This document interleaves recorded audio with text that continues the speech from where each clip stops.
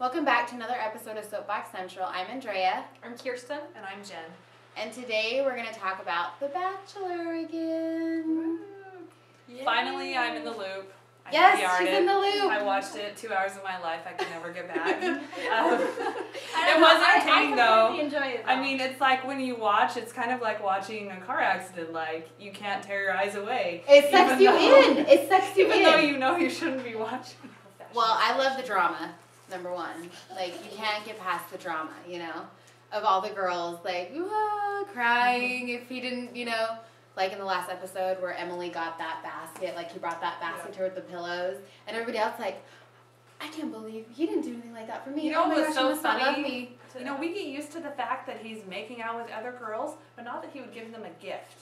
I was like, isn't that kind of backwards? Yeah. I personally would be more upset if my husband was making out with some other woman than if he gave her a gift. I don't know. I just thought it was funny. They're like, well, this means something. As if the making out meant nothing. I guess know, it kind of right? does mean nothing on The Bachelor. Well, I think it was more he put the time and effort into actually thinking of it. And he singled her and that's out. The problem is because it's just expected that you're going to get a kiss from him. Well, and you have to remember, though, is like Emily didn't get a date at all this week. And I thought that was really sweet. And I'm sorry, but she's like my favorite out of all of them. She's so genuine, I feel like. You know what she said on this episode that makes me agree with you? When she was like, I hope I can live up to this. And I thought, what other contestant would say that, really? That was just so refreshingly humble. It seemed certainly genuine. not Michelle. She comes off very genuine.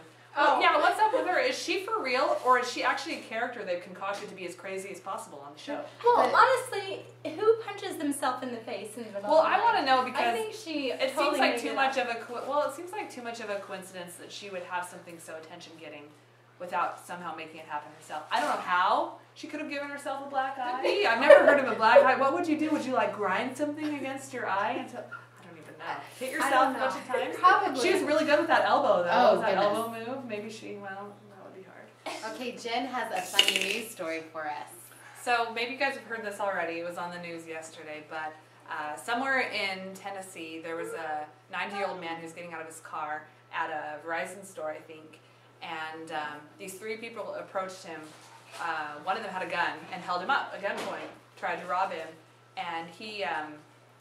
somehow knocked the gun out of that person's hand, and they ran away. And are you kidding? And they were pursued. I think they got caught later on because he got their license. Yeah, I don't know if he was just thinking, I'm 90 years old, I've lived my life, and so what the heck? I'll just go for it, see if I can be a hero here.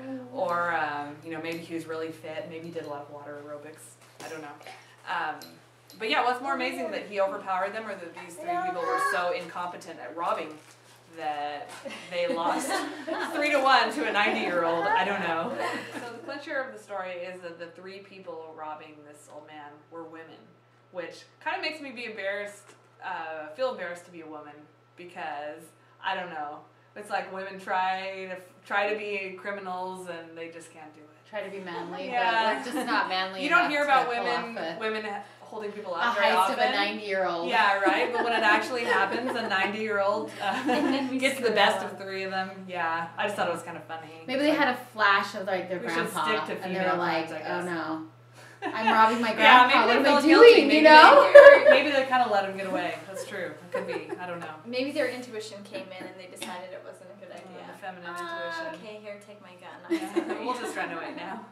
Could be. I don't know. Anyway, I thought it was pretty funny. That is pretty That's funny. a good news story. And Kirsten, we're talking about adventures at the store.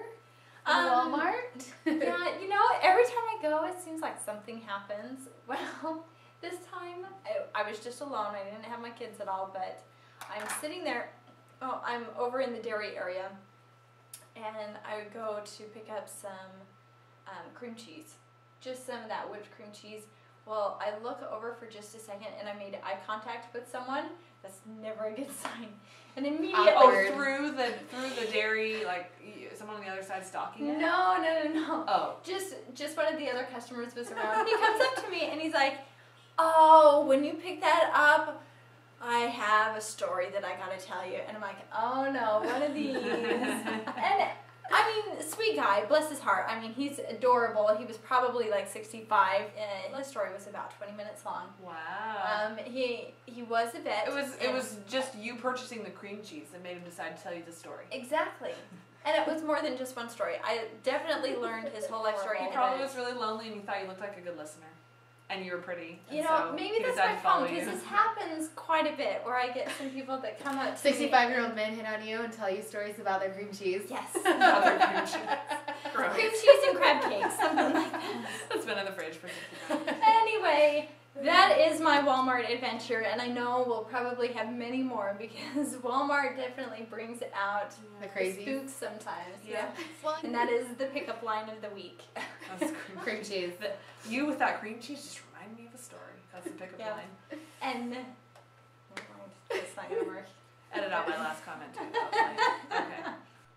Okay, so if you guys have ever had an experience like that at Walmart or at any other grocery store that you want to share with us, definitely give us our opinions. We'd love to hear it. Subscribe to our videos on YouTube.